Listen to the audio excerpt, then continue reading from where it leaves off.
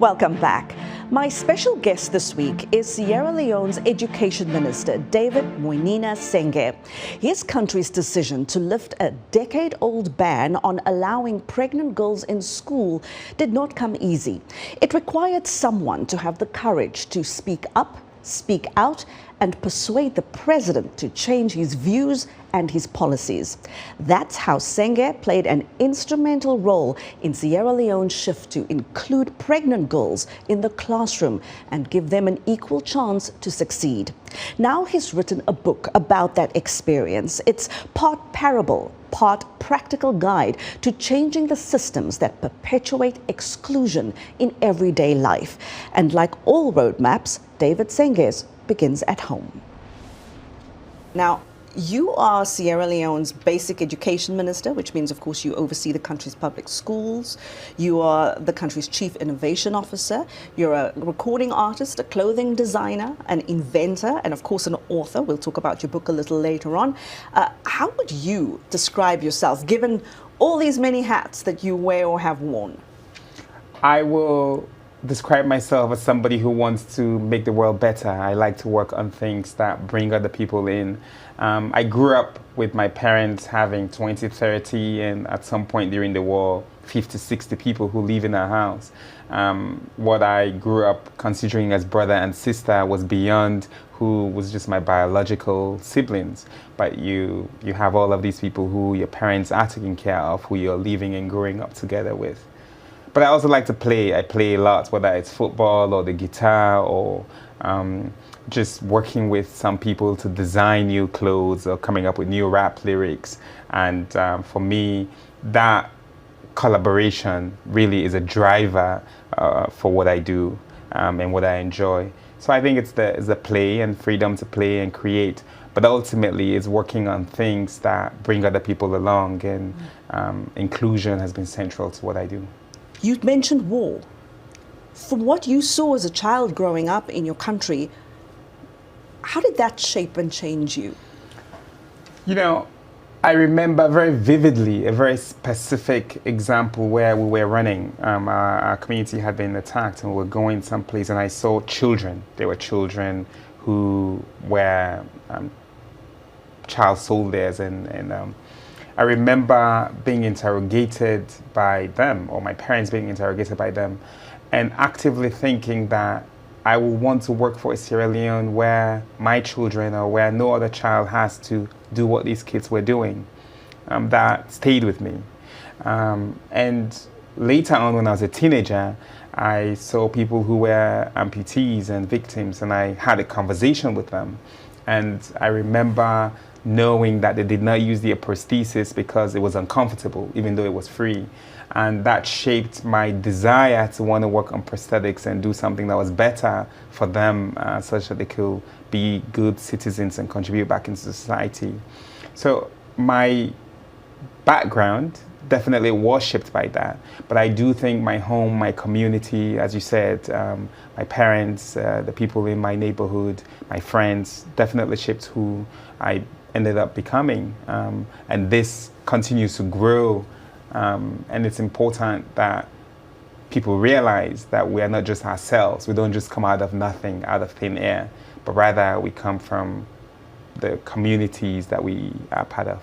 I think the one moment that struck me, that as I'm sure struck many people, was of course you and President Julius Maada Bio making this announcement that you were lifting the ban on pregnant girls in school. Tell us why you decided to tackle that issue. What were you seeing that perhaps others were not seeing? President Bio ran on a campaign to bring free quality school education. And as you mentioned, I'm responsible for all schools from pre-primary all the way through senior secondary education. And so it mattered for him that everybody could access and stay in school. And then when we came, there was this big epidemic about rape and child and teenage pregnancy. And he had an emergency, he declared an emergency on rape and began to fix that. And then there were issues around sanitary hygiene, and the First Lady was working on that, and the President became a champion for this as well. So when the ban on pregnant girls when President Bill himself publicly said pregnant girls could not go to school. He was going to continue a 10-year-old ban. So he didn't start the ban, he was there, 10 years old. But he publicly said on the day that I became minister, coincidentally, that, you know, we're going to continue this. And I was in the audience and I was like, what, how? I'm going to be the one who's going to be doing this. And we had a conversation and he gave me an in. He said, if you find me pregnant girls who you talk to and learn from them, I'll be willing to listen. That gave me hope. And over the years, we ended up, over the months, not years, we ended up engaging people, parents, teachers, and everybody. And it was based on a fundamental principle that the president and I agreed on. So we started on different parts. And what we based our final answer on was that you cannot victimize a victim already. Many of these girls who we're working to bring to school, who we are fighting and giving them justice through this declaration of emergency on rape, are rape victims. Because when you're under 18, you're not giving consent. There's no informed consent. And so these girls, majority of whom were pregnant, were rape victims. And we cannot then look at the rape victims and said, we're going to punish you because you were raped and keep you out of school. That was the fundamental line with which we converged on. And everything else, getting society and the systems, was around how we get them to see where we had arrived at to make sure that these girls can come back to school. This radical move brings me to your book entitled Radical Inclusion, 7 Steps to Help You Create a More Just Workplace, Home and World. And this book starts out with changing this policy. Why did you decide then that this should be a book?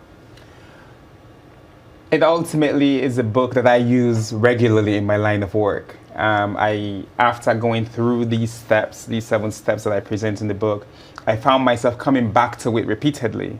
When we wanted to have a corporal punishment policy, I use the same policies and frameworks. When I want to do anything, whether I was with innovation or in life at home, I found myself using the same ideas of how do you get people to understand about what exclusion exists and how do you get them to take committed action to change that.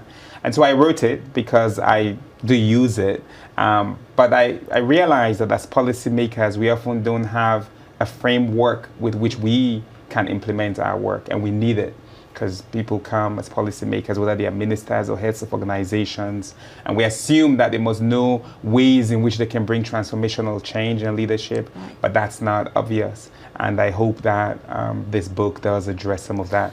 But your point about radical, it really is that you need leadership, radical leadership, and an authorizing environment. And I was lucky that President Bill himself gave me that hope, because there's nothing more radical than the president going publicly to say, I believe A, and then later on saying, well, actually, now I've learned something else, and I think A is wrong. One thing you just mentioned is that often people don't realize what exclusion really is or looks like. Talk to us a little bit about why people don't necessarily know what exclusion looks like, and you give us some ideas of what everyday exclusions might look and feel like. I think we assume that exclusion largely is not about us, there are other people, and that we are not the ones doing the exclusion. But then when we pause to just reflect for a second, there are many things that we do every day that exclude other people. And people don't like to face that reality. But so, in very obvious and clear ways, people who have disabilities are largely excluded.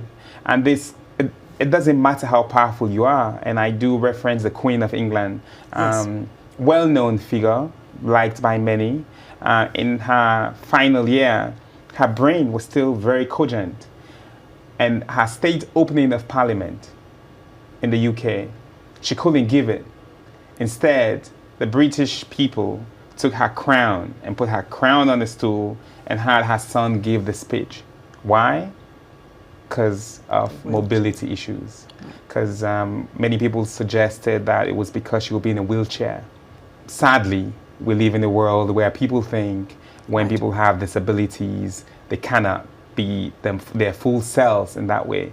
And the thing is, you don't have to be in a wheelchair permanently to understand that the built world often excludes people with disabilities.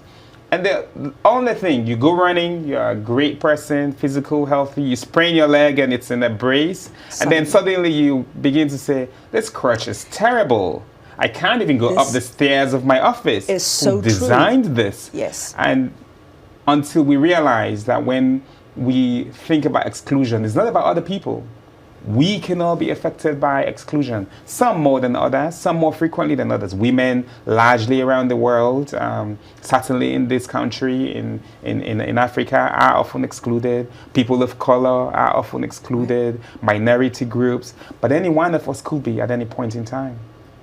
Of course, you are Sierra Leone's youngest cabinet minister. I'm sure a lot of young people look at you and they see the future. But I remember someone telling me something once. It's not your age, but it's how young your ideas are. Tell me about your ideas. What is your teaching philosophy? That's a very interesting question. I do think we have to be able to change and learn a lot. This is really important, that we are not just stuck, that we can be 90, 98 and still be learning something new. We can be experienced in our job, but be open to seeing a different perspective that might transform us. And I think this is something that I carry in everything I do. I interact with President Bio in the same way I interact with his daughter or my daughter or the kid I met up north in rural areas. I'm always available to engage. I could go up north on a school visit, and in the evening I want to play football. I join a local football team that's a bunch of students who are in school, and for me, my mind is I just want to play the ball, like pass, run, chase the ball.